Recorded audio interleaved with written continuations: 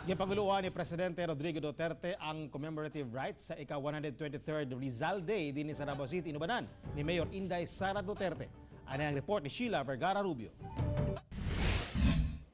Sanglit ani karon sa Davao City si Presidente Rodrigo Duterte. Dini usab siya sa syudad mitambong sa programa sa selebrasyon sa 123rd Rizal Day.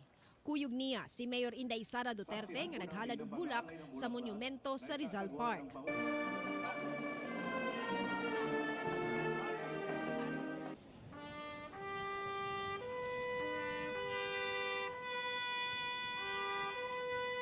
Gilain usab nga mibiya ang presidente o gisugdan ang ikaduhang parte sa programa kung diin gipasundayag ang reenactment sa kinabuhi ug kamatayon ni Rizal. Guest speaker sa maong kaugdahan, maong commanding officer sa ISAF nga mao si Major General Erwin Bernard Neri. This was enshrined when he said, to foretell the destiny of a nation, it is necessary to open the book that tells of her past.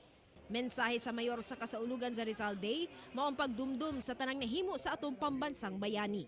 Let us remember kung unsa ang contribution ni Jose Rizal sa ato ang nasod, and let us learn from what he did, from his love of our country, from what he did for our fellow men, fellow Filipinos, na iyahang gialsa ang ato ang nasod over and beyond himself. Siya nagkatong gisakop na sa tong bansa kay gitabang ay gitabangan niya si Andres Bonifacio, ma'am, para masagip atong bansa sa mga Espanyol na nisakop sa tong bansa, ma'am. Tanaw nimo na hinumduman pa sa mga batanon ang mga gihimo ni Jose Rizal para sa nasod.